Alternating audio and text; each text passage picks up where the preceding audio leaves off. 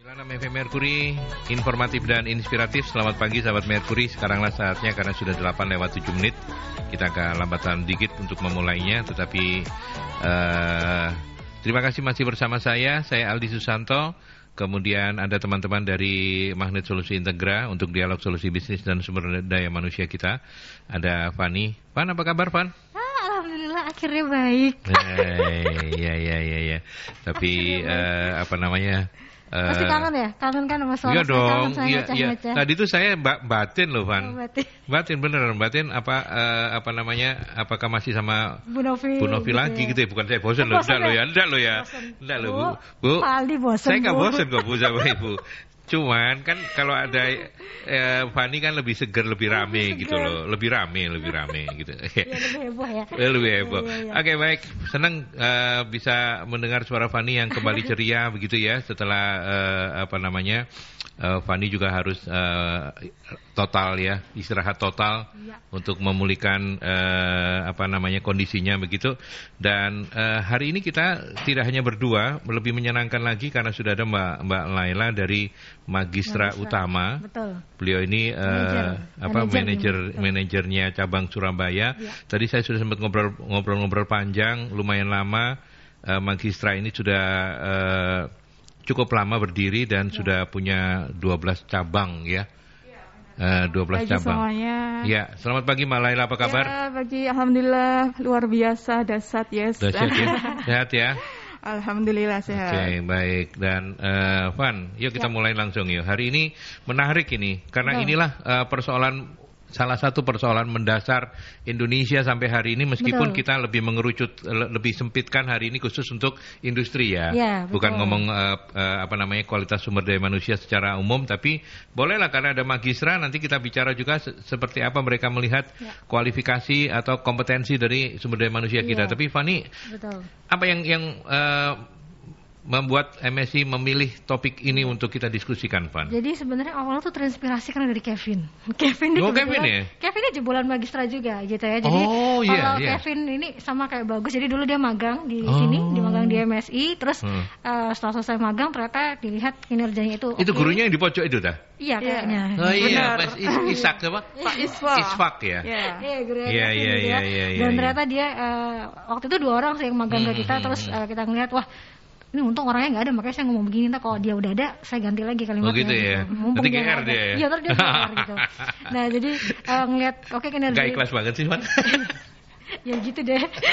Jadi karena ngeliat kinerjanya bagus, akhirnya kita langsung rekrut gitu. Ya. Jadi Kevin ini luar biasa. Setelah jadi dia dari Magistra langsung bekerja di MSI dan sambil dia melanjutkan kuliah. Kayak gitu. Nah, terus kita kepikiran gitu ya bahwa kan sekarang tahulah dengan pandemi kayak gini nggak ada satupun industri yang nggak terdampak gitu ya. Nah, terus kemudian juga kita ngelihat bahwa dengan ini kan istilahnya dulu revolusi industri ya. Sekarang udah mulai dari 1, 2, 3 sekarang udah ke 4 gitu ya. Yang cepet banget perubahannya gitu. Sementara Magistra ini kan menyiapkan menyiapkan orang-orang lulusan ini supaya siap bekerja gitu kan. Ya otomatis berarti mereka ini pasti harus adaptasi, mereka ini harus benar-benar agile, harus benar-benar ngelihat ini industri ini lagi butuhnya kayak gimana sih gitu ya, supaya jangan sampai nanti lulusan mereka nggak kepake ini, jangan lulusan mereka cuma sekedar gelar doang, punya ijazah doang, tapi begitu masuk ke industri ini nggak bisa apa-apa nih, gimana sih gitu kan, nggak mungkin. Mereka pasti akan menyiapkan ke sana gitu. Nah, jadi kami ngelihat, wah ini kayaknya seru nih kalau biasanya kita ngambil narasumber kan dari dari perusahaan-perusahaan gitu ya, maksudnya perusahaan dalam arti yang industri apa gitu ya. Nah kalau sekarang kita ngambil, wah kayaknya seru nih kita bahas dari sisi industri pendidikan gitu. Jadi bagaimana mereka ini menyiapkan, karena gini, kalau kita mau menyiapkan anak didik yang siap ready to use gitu ya, maka orang-orang di dalamnya, dalam arti di sini tenaga pendidiknya, ini juga harus disiapkan gitu. Karena nggak mungkin mereka bisa mencetak lulusan yang kalau tenaga pendidiknya sendiri nggak kompeten. Kan nggak mungkin gitu. Nah jadi itu kita ngeliat, wah kayaknya seru nih dibahas, itu menarik banget bahwa bagaimana sih kita melihat bagaimana sih Magistra ini menyiapkan tenaga pendidiknya dia. Jadi SDM dalam dia itu supaya bisa beradaptasi. Jadi bagaimana mereka menyiapkan kompetensi mereka untuk supaya sesuai dengan kebutuhan dari industri. Gitu. Oke, baik, menarik ya. Magistra ini kan sudah terkonfirmasi dan terakreditasi kepada MSI terkait dengan Bagus dan Kevin gitu kan ya. Artinya kan dia bukan kaleng-kaleng lah ya. Iya, betul banget. Dan yuk kita dengar langsung dari Mbak Laila ya, apa namanya istilahnya, apa manajer ya, pokoknya pimpinannya Magistra Surabaya lah ya, bosnya Magistra Surabaya lah, kerennya kan kayak gitu ya. Cerita dikit dong, karena yang tahu kan baru saya, sahabat-sahabat Merkuri, mungkin beberapa di antaranya belum tahu Magistra itu apa, dan kemudian ini pendidikan non formal ya. Iya, kita pendidikan non formal. Jadi mungkin sedikit saya ceritakan. Review begitu ya, boleh direview. Profil daripada Magistra Utama sendiri. Jadi kita adalah lembaga pendidikan dan pelatihan program 1 tahun, di mana untuk kedepannya kita itu aspeknya adalah ke dunia kerja. Gitu. Jadi lebih banyak untuk prakteknya daripada teori. Teorinya. Karena SDM yang kita kelola ini ya ujung-ujungnya nanti akan kita salurkan ke dunia kerja. Gitu. Jadi untuk SDM-nya sendiri pastinya mereka juga perlu skill yang mumpuni juga, yang mana dibutuhkan di dunia kerja. Ya. Kalau coba saya bantu ya. Kalau misal boleh tahu, itu ada konsentrasi tertentu nggak Mbak Laila? Misalnya ya jurusan lah, kalau misalnya di kampus gitu. Misalnya jurusannya, oh ini IT, oh ini apa administrasi perusahaan misalnya. Ada nggak jurusan-jurusan kayak gitu? Iya, ada. Jadi di Magistra Utama ini kita mempunyai 6 program keahlian. Jadi kita menyebutnya adalah program keahlian. Program keahlian, oke. Ya, itu mulai dari administrasi, akuntansi, desain grafis, teknik informatika. Si Kevin desain grafis dong ya? Kevin informatika. Teknik informatika. Oh, teknik informatika. Bagus juga. Bagus juga teknik informatika. Dan untuk dunia kesehatan kita mempunyai program keahlian asisten paramedis, dan dunia pariwisatanya kita mempunyai program perhotelan dan pariwisata. Cukup lengkap ya, luar biasa ya. Jadi kita bisa masuk ke semua sektor ya. Iya. Itu yang Magistra sendiri punya untuk praktek-prakteknya begitu. Apakah semuanya disediakan sendiri atau kebanyakan memang ini bekerja sama, berkolaborasi dengan perusahaan-perusahaan yang ada untuk magang segala macamnya begitu? Kita berkolaborasi pastinya ya. Jadi karena orientasi kita adalah dunia kerja, jadi kita full hampir 90% ini kita berkolaborasi dengan dunia kalau sekarang menyebutnya adalah IDUKA ya, dunia usaha, dunia industri ya, gitu. Jadi kita melibatkan pakar-pakar dari IDUKA untuk support di kami, khususnya untuk transfer ilmu dan pengalamannya. Nah. Iya. Kalau alamatnya di mana, Mbak Laila? Alamat lengkapnya alamat? Kita lokasi di Jalan Ketintang nomor 185 187. Raya Ketintang ya? Wonokromo. Wonokromo ya. Lodong balap berarti ya. Puasa kok ngomongnya lodong balap. Masih pagi loh. Puasa itu baru 4 jam. Nah, kok sudah dibukoi lodong balap ya apa Fani ini? Ya nggak apa-apa lah. Iya oke, di Ketintang 185 185 187. 185 187. Oke, baik. Dan sekarang kita bicara soal topik kita setelah kita tahu Magistra seperti apa begitu ya Van ya? Ya. Dan sebelum saya ke Mbak Lailanya sebagai pelakunya begitu ya. Pelaku itu kesannya kayak tersangka. Kita ke tersangkanya. Kita ke sebenarnya sama sih ya. Saya tim hore. Iya, tim hore. Saya tim hore. Ya, pelaku 1 sana, pelaku 2 sini.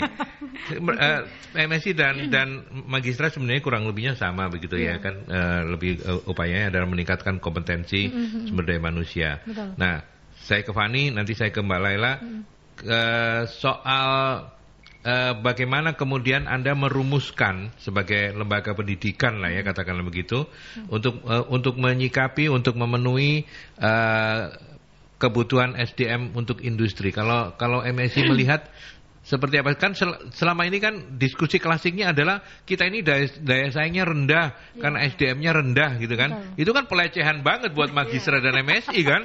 Nah, betul, saatnya untuk membela diri sekarang.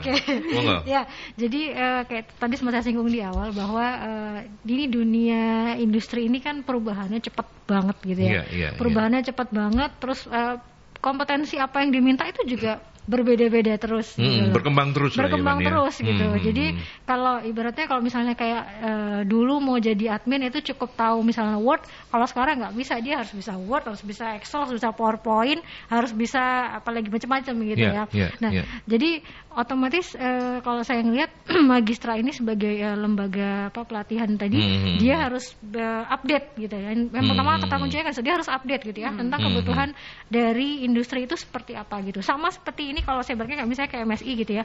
Kalau kita mau bikin suatu program gitu, misalnya contoh kayak kemarin kita bikin webinar nih. Nah, webinar itu kan sebenarnya kita bikin based on kira-kira apa sih yang dipengenin klien tuh pengen tahu ya tentang apa sih gitu ya. Klien itu lagi pengen ngebahas tentang apa. Oh ternyata banyak nih yang belum ngerti tentang bagaimana sih risk governance-nya kayak gimana gitu. Ternyata banyak nih yang belum tahu bagaimana sih antara finance sama HR itu untuk bisa selaras kayak gimana gitu. Nah, ini sama berlaku juga dengan lembaga pelatihan saya rasa. Jadi otomatis yang kata kunci yang pertama di situ adalah dia harus update gitu ya kebutuhan kompetensinya itu seperti apa. Nah, dari situ nanti dia pasti akan ada beberapa teknik atau ada beberapa cara untuk bisa mencapai itu tadi gitu ya. Misalnya contoh kayak tadi sempat disinggung sama Bu Laila, misalnya dia ada dapat kayak dewan khusus yang memberikan saran gitu ya, gitu. Bisa juga yang nggak kalah penting juga misalnya dia juga memberikan pelatihan bagi tenaga pendidiknya juga misalnya. Jadi sebelum mereka mentransfer knowledge-nya itu ke mana ke anak didiknya, mereka juga harus ada pelatihannya dulu misalnya gitu. Saya rasa guru pun juga semua pasti akan seperti itu kan ya Pak. Jadi pasti sebelum mereka menyampaikan materinya ke anak didiknya, mereka juga ada pelatihan dulu gitu seperti apa gitu ya. Dan mereka ketika membuat materi juga benar-benar tadi disesuaikan dengan ini kebutuhan nanti seperti apa gitu ya. Apalagi kan kalau tadi Magistra sempat disinggung bahwa mereka ini lebih banyak praktek gitu loh. Kalau ngomongin lebih banyak praktek itu kan benar-benar dia harus ngajarin benar-benar istilahnya apa ya, kalau bukan cuma di depan kelas yang ngasih materi terus sudah selesai ditinggal gitu ya. Tapi benar-benar dia harus tahu ini progresnya setiap anak nanti ini seperti apa. Progresnya nanti yang ini kurangnya di mana gitu. Karena mereka ini bertanggung jawab langsung ke industri gitu kan. Sama kayak misalnya kemarin nih, ini sebenarnya kejadian juga gitu. Jadi kalau kemarin awalnya kayak Kevin itu kan 2 orang sebenarnya yang magang ke kita gitu ya. 2 orang terus kita ngeliat kan tugasnya sama nih sebenarnya mereka berdua. Dikasih tugas misalnya bikin ini, bikin itu, diajarin ini segala macam gitu ya. Dan yang satu yang Kevin kita ngeliat wah dia bisa nih ngikutin gitu ya. Yang satu lagi ini gimana sih datang aja telat, ini gimana segala macam, pasti mereka langsung kena komplain gitu. Mbak, ini anaknya nggak bener nih, ini disuruh begini nggak dikerjain, datangnya telat apa gitu. Nah, pertanggungjawaban moralnya mereka ini panjang urusannya gitu loh. Jadi dan bener-bener kalau misalnya nanti si lulusannya sudah masuk dunia kerja, pasti harapannya orang yang orang kantor itu pasti ya kamu kan sudah kuliah di tempat yang mengajarkan kamu untuk siap bekerja, berarti ya saya nggak mau tahu di sini kamu udah harus siap kerja kayak gitu. Itu sih. Ya, tuntutan dunia kerja. Banget. Ya, tuntutan dunia kerja itu kejam gitu ya. Iya, benar. Ya kan? Take it or leave it gitu ya. Take it or leave it, kamu ambil atau kamu yang ditinggalkan begitu kan. Nah, sebenarnya kalau mau digambarkan yang ada di garda lebih depan itu adalah Magistra gitu ya. Kemudian yang backupnya itu adalah MSI gitu ya. Karena Magistra yang menyiapkan, MSI yang kemudian memaintain, merefresh kembali begitu kan. Nah, sekarang kalau Magistra gimana Mbak Laila? Anda menyiapkan bersama Mas Isfak ya, untuk supaya bisa seperti kata Fani tadi, harus terus on track ini. Kalau enggak ketinggalan nggak laku juga pendidikannya gitu kan, dan itu merugikan banget untuk industri kita, nggak akan punya daya saing yang oke. Selama ini seperti apa upaya Anda, Mbak? Jadi kita untuk menjawab kebutuhan daripada dunia industri, ya pastinya kita juga harus link and match ya kebutuhan industri itu seperti apa. Betul. Karena kita sebagai penyedia SDM yang nantinya akan disalurkan ke dunia industri, pastinya juga harus matching nih apa nih yang dibutuhkan. Nah, di sini kami di Magistra Utama berkolaborasi dengan dunia IDUKA khususnya untuk pengajarnya ya, karena di sini kan pasti untuk menghasilkan SDM yang berkualitas dibutuhkan pengajar juga yang berkualitas. Nah, kalau di kami itu adalah bekerja sama dengan Iduka dalam kegiatan part-timer atau pengajar. Jadi pengajar Iduka ini, itu apa Iduka? Iduka itu dunia usaha, dunia industri. Oke. Jadi untuk melink and match-kan kebutuhan Iduka dengan SDM yang akan kita salurkan, itu kita menggandeng pihak Iduka untuk memberikan ilmu serta pengalamannya, transfer ilmunya di Magistra. Jadi hampir 90% pengajar kita itu dari dunia Iduka, jadi praktisi langsung. Iya. Jadi, mereka dikasih kesempatan untuk ngajar juga ya, teman-teman dari dunia industri itu ya, supaya bisa transfer knowledge dari aplikasi sehari-harinya. Kalau kamu di dunia kerja ini loh yang kamu lakuin gitu ya, kira-kira ya. Jadi mereka yang sebagai SDM yang nanti akan kita berikan ke dunia usaha, itu kan sudah ngerti gambarannya dunia usaha itu seperti apa, dan ilmu yang terupdate, karena yang mengajar adalah praktisi, pastinya lebih tahu yang terupdate itu yang seperti ini, yang dibutuhkan seperti ini. Jadi itu bisa jadi memudahkan juga kita tanpa kita harus membuat kurikulum yang seperti apa nih yang dibutuhkan, dengan sendirinya, dengan kita berkolaborasi dengan Iduka, ya ilmu itu sudah langsung transfer ke mereka gitu. Iya. Sebenarnya kalau saya melihat inilah keuntungannya Magistra Utama sebagai penyedia pendidikan non formal ya. Nantinya dalam quote unquote, dalam tanda petik, mereka menjadi lebih liquid ya, lebih nggak rigid, nggak kaku gitu dibandingkan dunia formal. Makanya ketika Fani bilang tadi, begitu juga para guru ya selalu meningkatkan kompetensi, kok saya ngerasa ijota gitu loh. Padahal kan sebetulnya kalau dari sisi remunerasinya kan sudah cukup bagus ya. Tapi apakah guru kita semuanya kayak gitu? Nah, itulah kelemahan pendidikan formal kita ya. Ya kita mesti Indonesia mesti berterima kasih ke Magistra Utama dan beberapa penyedia pendidikan yang lain begitu ya. Dan tetapi yang menarik juga adalah selain kemudian melibatkan teman-teman dari dunia industri untuk bisa mentransfer dan juga menyampaikan, apalagi Mbak Fani yang seharusnya teman-teman Magistra lakukan, karena kan bagaimanapun kan Mas Isfak ini bukan pelaku industri ya, tetapi beliau harus ada di garda depan karena harusnya teman-teman di Magistra lah yang kemudian harus tampil lebih hero dibandingkan pengajar-pengajar tamu ini gitu. Nah, kualifikasi seperti apa yang sebaiknya, dan ini mungkin penting juga untuk di luar sana barangkali ada yang kayak Magistra gitu ya. Jadi yang jelas tadi sebenarnya sudah sempat disinggung gitu ya, bahwa ini memang karena fokusnya mereka ini kan memang untuk menyiapkan SDM yang ready to use gitu ya, yang sudah siap kerja gitu. Nah, jadi selain para pengajar-pengajarnya sendiri pun juga adalah praktisi yang memang sudah biasa gitu ya. Tapi sebenarnya gini, even seorang praktisi pun gitu ya, even seorang misalnya let's say misalnya kayak seorang HR gitu ya, dia sudah 2 tahun di satu perusahaan gitu ya. Ya mungkin dia hanya tahu di skop perusahaannya aja gitu kan. Sementara HR sendiri ya skopnya luas banget, jadi di perusahaan yang lain itu akan berbeda gitu ya. Nah, jadi saya rasa yang nggak kalah penting adalah kolaborasinya juga harus dengan berbagai industri gitu loh. Gitu, karena memang contoh kayak gini, administrasi gitu ya. Administrasi kalau itu di industri misalnya administrasinya di industri manufaktur sama administrasi yang di industri perbankan misalnya, itu udah beda banget gitu. Udah beda banget ininya. Walaupun ya memang sih maksudnya fokusnya misalnya untuk input data terus filing gitu ya misalnya, tapi cara kerjanya itu pasti akan berbeda banget gitu ya.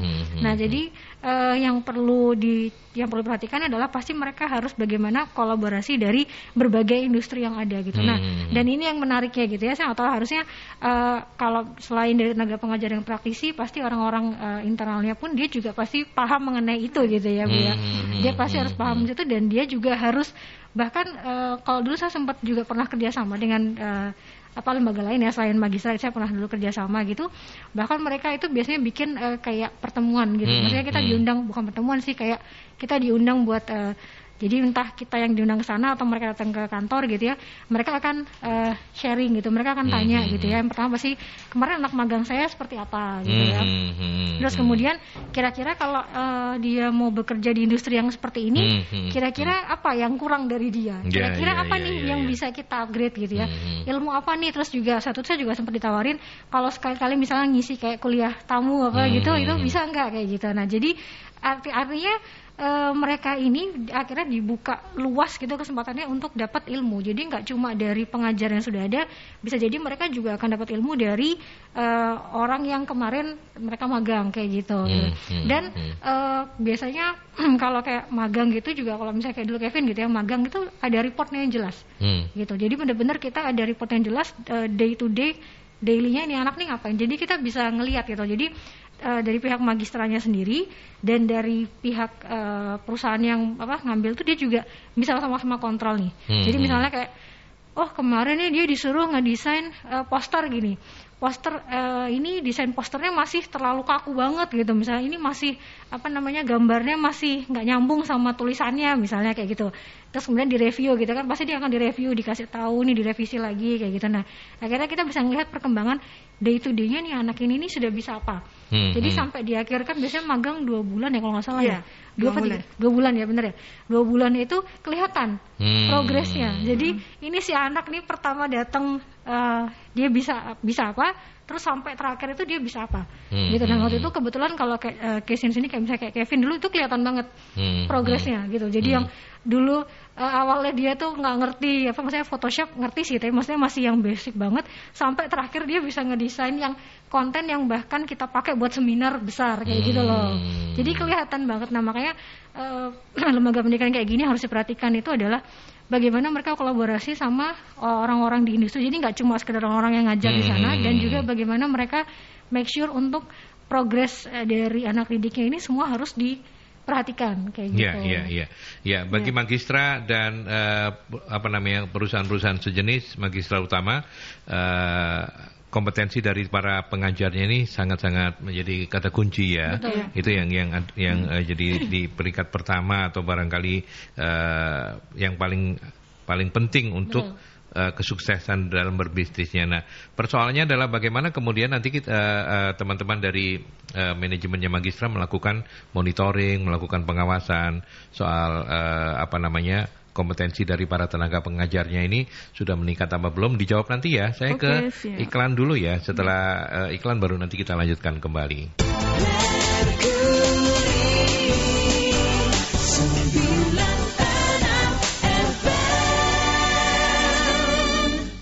Oke. Kita lanjut kembali. Tadi pertanyaan saya sebelum saya ke posko. Sebentar ya, saya nanya satu aja. Gimana cara selama ini, kalau boleh berbagi resep begitu, Mbak Laila, untuk monitoring tenaga pengajar di magistra utama, apakah para tenaga pengajar ini juga secara sadar terus berupaya meningkatkan kompetensi selain juga treatment yang dilakukan oleh perusahaan begitu ya. Gimana cara memonitor mereka? Apa kemudian parameternya begitu? Jadi perlu kami sampaikan terlebih dahulu. Jadi untuk pengajar di magistra utama ini kita ada 2. Jadi ada dari internal, ada eksternal. Eksternal ya. Jadi kalau internal itu adalah dari support kita, yang eksternal adalah dari IDUKA.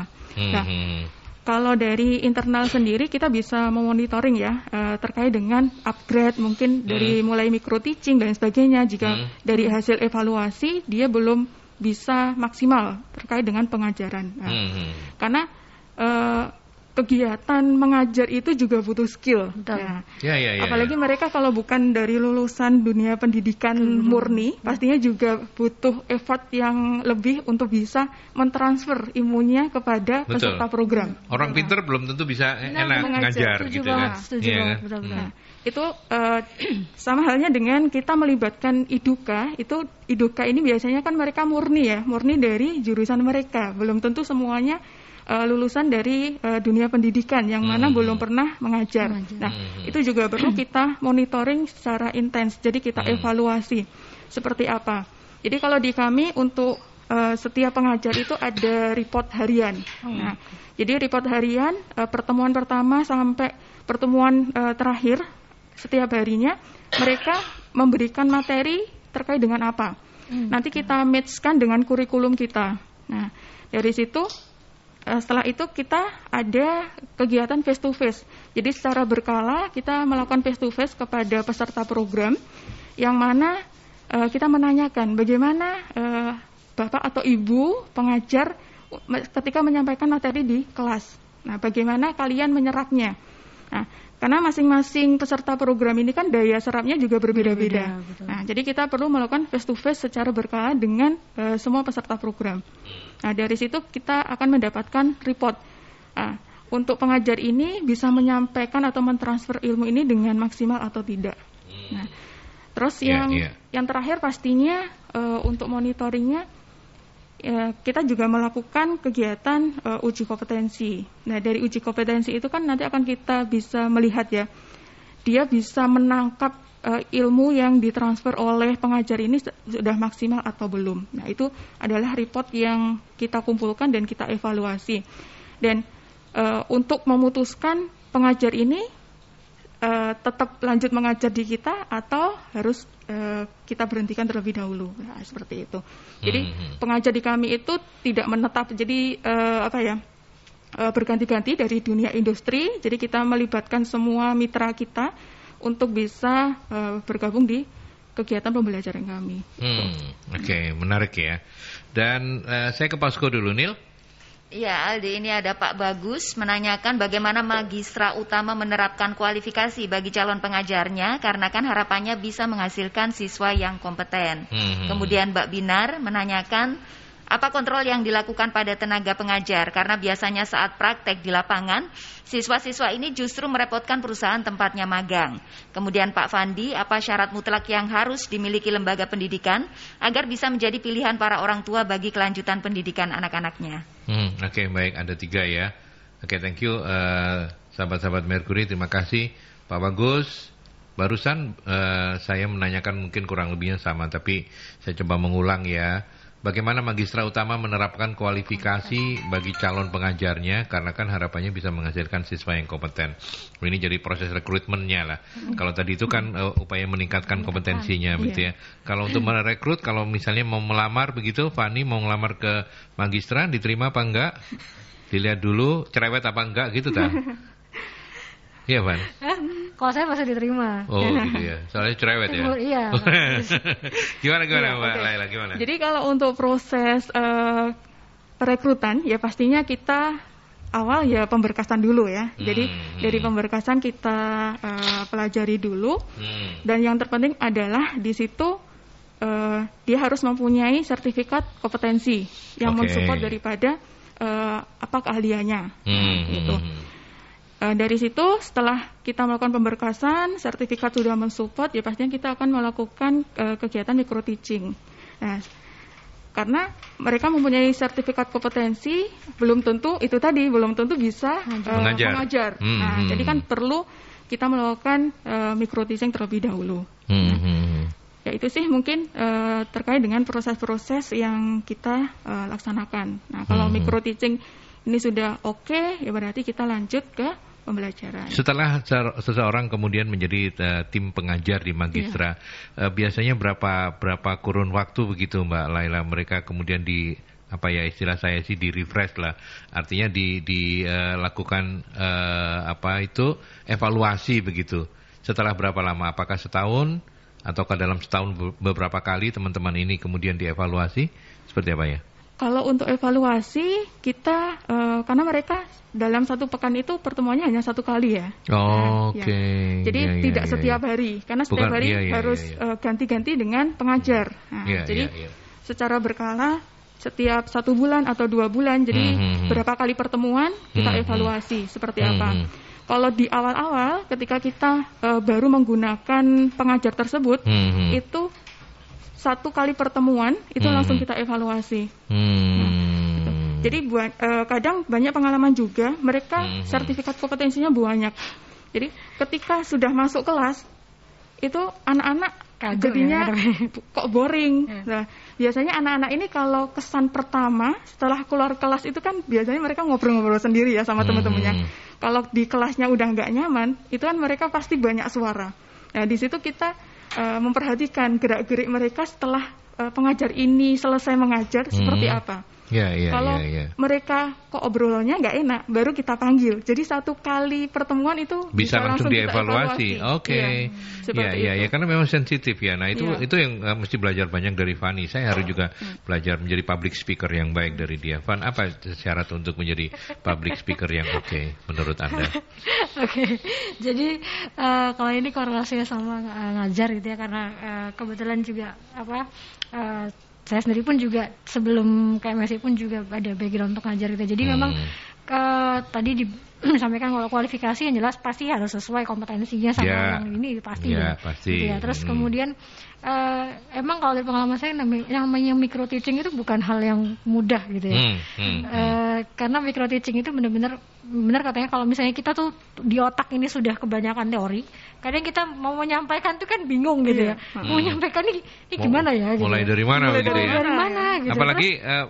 Apalagi tidak semua orang punya alur berpikir yang kronologis gitu ya. Nah, yang lompat-lompat ini yang susah apalagi gitu. Yang diajar ini kan anak-anak yang masih usia 18 ya, 18-19 ya, yang fresh graduate dari SMA. Lulusan SMA, anak SMA maksudnya masih terbatas gitu kan. Jadi kan benar-benar cara menyesuaikan tata bahasa, menyesuaikan pilihan kalimat, memberikan contoh-contohnya itu yang bisa mereka pahami, itu yang menjadi tantangan gitu. Itu tantangan. Betul. Jadi karena kita ngomong kalau misalnya kita ngomong sama orang-orang sesama praktisi, pasti kita mau pakai bahasa tinggi gimana ya sama-sama ngerti karena sama-sama melakukan gitu ya.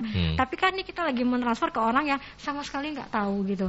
Nah, jadi kuncinya memang yang pertama ya kompetensi sesuai, yang kedua adalah kompetensi dia untuk mengajar, dalam arti di sini bagaimana dia menyesuaikan materinya itu dengan audiensnya, dengan penerimanya gitu. Nah, itu yang memang menjadi tantangan sih. Gitu. Kalau soal kompetensi sudah oke, tetapi kemudian tadi kita sempat diskusi tidak semua orang punya bisa mengajar. Betul. Pengalamannya Fani, apa ada kelas public speaking di MSI? Kalau public speaking kita kalau yang secara kelas besar belum kelas besar kita belum ada gitu. Tapi biasanya kalau kayak gitu request yang langsung jadi kayak in-house training itu ada. Kayak gitu. Jadi memang untuk khusus misalnya satu divisi atau satu perusahaan gitu ya, nah itu ada. Tapi kalau untuk yang kita bikin kelas besar banget itu belum pernah. Belum ya. Gitu. Tapi boleh nggak dicuri sedikit ilmunya? Apa yang harus diperhatikan supaya menjadi public speaker yang baik menurut Anda? Oke. Jadi yang pertama di situ kalau yang saya pelajari pertama adalah Anda nggak akan pernah bisa menyampaikan suatu hal kalau Anda nggak benar-benar menguasai gitu. Jadi benar-benar kita tuh waktu itu di brainwash mindsetnya bahwa kalau Anda nggak benar-benar menguasai, Anda pasti akan bingung menjelaskan ke orang lain gitu ya. Jadi yang pertama ya berarti Anda harus pede dengan ilmu yang Anda punya dulu gitu. Karena ketika kita, apalagi kalau misalnya dia praktisi gitu ya, kan dia sudah langsung melakukan gitu ya.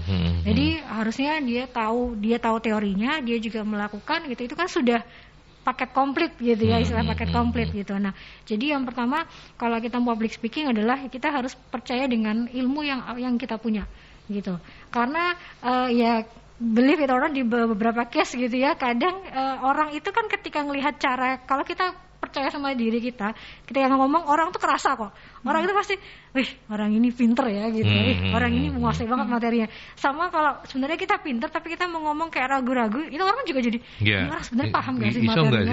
Gitu paham gak sih materinya gitu kan? Betul. Itu kerugian besar loh ya, buat yang bersangkutan ya. Betul. Dia tidak bisa mengkomunikasikan kemampuannya secara utuh. Padahal gitu mungkin sebenarnya di otaknya ini banyak dan dia pinter gitu yang bisa diserap gitu ya. Jadi kalau dulu benar kita di brainwash bahwa kalau kamu sudah yakin dengan ilmu yang kamu punya, maka percayalah kamu pasti bisa mentransfer itu ke orang lain gitu gitu ya. Terus itu yang pertama gitu. Terus kemudian yang kedua juga itu kita dilatih untuk ngelihat audiensnya ini kayak gimana gitu.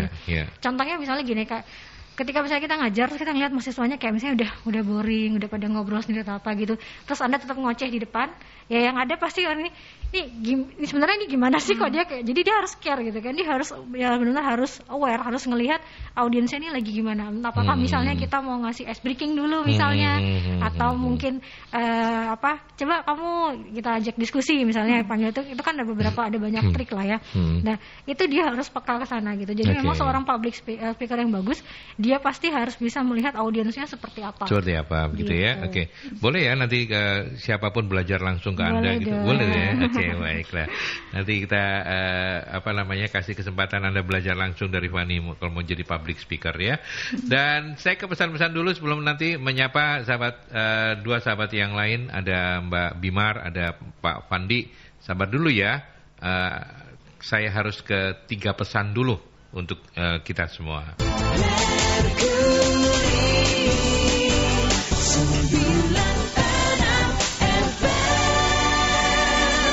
Oke, masih di perbincangan dialog solusi bisnis dan sumber daya manusia bersama Magnet Solusi Integra MSC Consulting. Ada Mbak Fani, kemudian juga ada bosnya Magistra Utama Cabang Surabaya, Mbak Laila.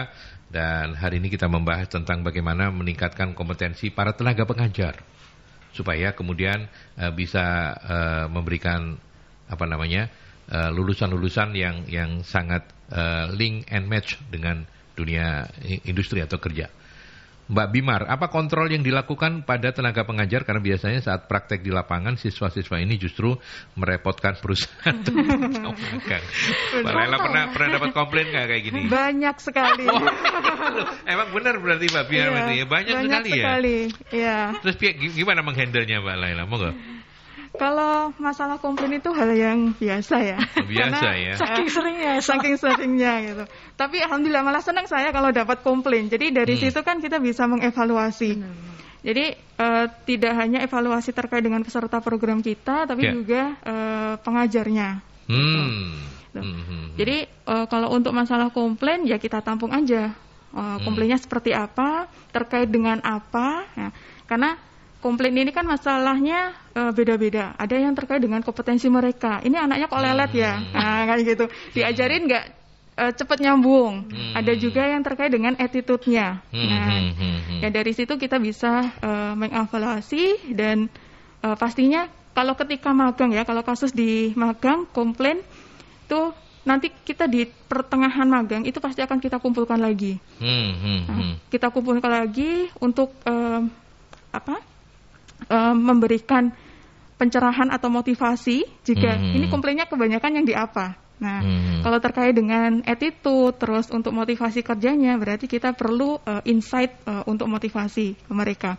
Dan biasanya kita juga mengundang dari pihak luar juga dan alumni yang sudah sukses yang bisa membangkitkan motivasi mereka di dunia kerja. Nah, kalau untuk masalah terkait dengan kompetensi, kita juga memberikan pelayanan upgrade skill.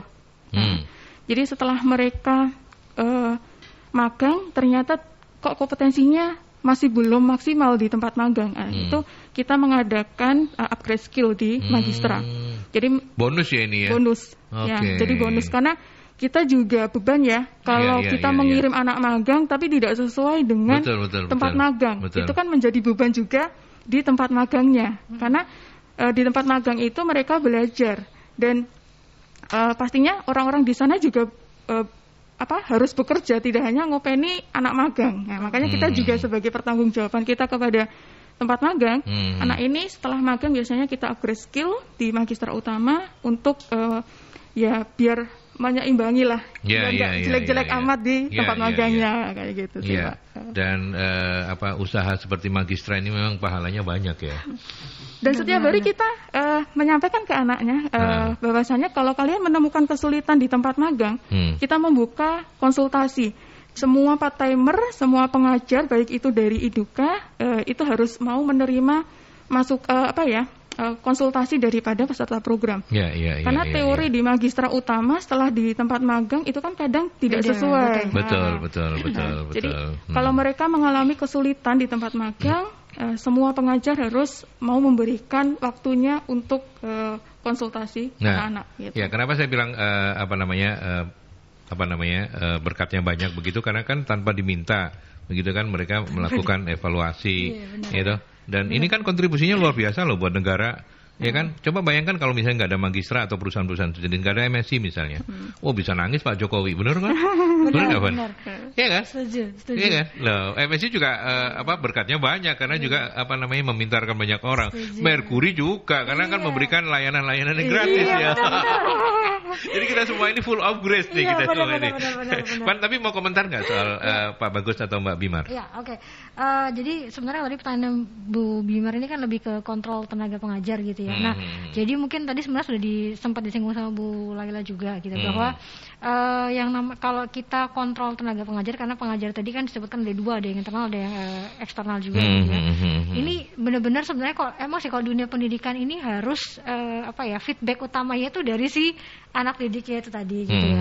Karena kadang kita punya pengajar yang menurut kita kompeten gitu ya, menurut kita sudah oke, tapi ternyata dia kok nggak bisa menyampaikan materinya kok anak-anak kok susah gitu ya nerima gitu ya. Nah, jadi memang saya sendiri juga ngeliat dulu ketika anak magang kayak Kevin apa gitu, itu mereka ketika misalnya kita kasih tugas gitu ya yang mereka belum pernah gitu, itu mereka langsung lapor ke pengajarnya gitu. Jadi mereka langsung, aku disuruh bikin gini, ini ya apa Pak caranya Pak, kayak gitu. Itu dia sempat tanya gitu, dan dia cerita ke saya. Jadi dia mencari tahu gimana cara menyelesaikan tugas yang dikasih. Karena emang benar sih. Jadi sebenarnya gini, sebenarnya bukannya mereka merepotkan sih. Kalau saya mungkin kurang setuju ya, karena kalau saya sih merasa bahwa program magang ini sebenarnya adalah program yang bagus. Jadi sebenarnya sama-sama menguntungkan dua belah pihak gitu ya. Masalahnya adalah orang-orang yang sudah bekerja ini punya tanggung jawab yang lain, nggak mungkin bisa terus selama 8 jam kerja itu full ngopeni anak-anak magang ini, nggak mungkin gitu ya. Nah, kadang kita kira kan, ya udah pokoknya tugasnya jadinya begini gitu ya, terserah deh kamu kayak gimana caranya gitu. Nah, jadi di situ kita juga akhirnya waktu itu kita juga ngasih masukan gitu ya ke magister bahwa ini loh, ketika kita kasih tugas yang ini dia nggak bisa, terus dia nanya tuh ke dosennya gitu, dia nanya ke gurunya gitu, dan akhirnya dia dapat solusinya gitu. Kita ngasih feedback juga ke pihak magister waktu itu. Jadi artinya dari situ kan pihak magister bisa melihat bahwa pengajarnya ini ternyata care dan bisa menjadi bisa ngasih solusi gitu ya ketika si anak magang ini ada masalah gitu. Jadi akhirnya penilaian dia di tempat magang pun jadi baik gitu, karena dia berhasil menyelesaikan gitu. Jadi memang benar evaluasi, karena kalau kita bilang ya, kita ngelihat keberhasilan pengajar itu pasti dari anak didiknya. Anak didiknya kayak gimana, itu berarti pengajarnya itu pasti berhasil. Jadi ketika dari orang-orang usernya ini tadi sudah oke, dia ini anaknya bisa menyelesaikan ini segala macam, berarti pengajarnya pasti bagus. Gitu. Kayak Fani ya. Alhamdulillah, terima kasih banget. Kenapa sih harusnya saya dipuji-puji terus ya ampun? Kan biar sehat lah, biar imunnya naik terus dong. Iya dong. Ya oke, ini Pak Fandi pertanyaan yang menarik dan menjadi pertanyaan terakhir yang boleh dijawab dengan bersungguh-sungguh. Karena ini apa syarat mutlak yang harus dimiliki lembaga pendidikan agar bisa menjadi pilihan para orang tua bagi kelanjutan pendidikan anak-anaknya. Ya, selain pastinya adalah kualifikasi dari alumni-alumninya begitu ya. Tetapi monggo silakan, apa sih yang selama ini bicara soal kiat ini, mudah-mudahan enggak pelit nih Magistra Utama untuk share, karena toh sudah eksis sudah ada 12 cabang di 12 kota yang lain gitu kan. Jadi enggak takut juga mau head to head sama siapapun, Magistra oke aja gitu kan. Nah, sekarang apa syarat mutlak nih yang kemudian Magistra biasa jual supaya bisa dilirik oleh para orang tua dan anaknya memasukkan anaknya kemudian ke Magistra? Ya. Kalau di Magistra, karena kita jualannya adalah SDM ya. Jadi SDM yang mempunyai keterampilan yang siap dan cepat kerja. Jadi jargon kita adalah siap dan cepat kerja. Jadi setelah lulus dari Magistra, bahkan sebelum lulus ya, jadi hampir 94% peserta program kita sudah bekerja sebelum lulus. Jadi bagaimana mereka bisa terserap di dunia kerja sebelum mereka mempunyai legalitas dari Magistra sendiri. Nah, itu kan suatu kebanggaan tersendiri ya. Jadi belum lulus dari Magistra sudah mendapatkan pekerjaan. Nah, itu yang effort juga buat kami untuk mempersiapkan SDM yang benar-benar siap untuk memasuki dunia kerja. Nah, Seperti itu sih Pak. Jadi untuk di kami adalah mereka ada pelayanan penyaluran ke dunia kerja. Jadi apa yang dibutuhkan saat ini? Jadi kalau kita pengen lembaga kita eksis, ya pastinya kita harus tahu kebutuhan di masyarakat. Dan kenapa orang tua harus memasukkan ke magistra utama? Ya pastinya tujuan daripada kita sekolah, nah itu adalah pastinya ujung-ujungnya adalah pengen bekerja. Di magistra itu dapat dua-duanya. Pendidikan dapat, jadi sebelum mereka terjun ke dunia kerja, pastinya harus ada pengetahuan dulu. Setelah pengetahuan kita berikan keterampilan. Dan kita juga memberikan kiat-kiat, jadi ada program kita adalah personality development. Itu yang paling penting di dunia kerja karena terkait dengan soft skill peserta program, kesiapan untuk memasuki dunia kerja. Kalau mereka pinter tapi tidak mempunyai soft skill, ya pastinya mereka tidak tersalur di dunia kerja. EQ emotional quotient itu yang paling penting, bukan cuma IQ. Oke, saya melihat di uniform itu ada tulisan gede gitu, bordiran gede AEC. Apa itu Mbak Laya? Oh, ini kan ini yang dulu ya, ASEAN Economic Community. Nah, kita magistra sudah siap memasuki AEC. Jadi kita mempersiapkan peserta program kita bersaing di era global dengan keterampilan dan kompetensi yang dimiliki, serta ya pastinya persiapan secara itu tadi, mentality mereka menghadapi dunia kerja. Oke, keren. Kalau di uniformnya MSI ada tulisan apa, Van? MSI nggak ada seragam sih kebetulan. Harus bikin dong. Iya, kita mau bikin kok abis ini ntar. Ada logo Mercury-nya juga. Oh iya, boleh. Kirim satu ke saya dong ya. Sebagai partner setia. Jangan lupa ukuran saya triple XL ya. Soalnya udah besar ini. Ya oke. Van, itu yang sudah disampaikan, mungkin ingin melengkapi. Dan kalau MSI sendiri seperti apa? Kan Anda ini sebenarnya juga setali tiga uang, meskipun memang agak berbeda begitu ya.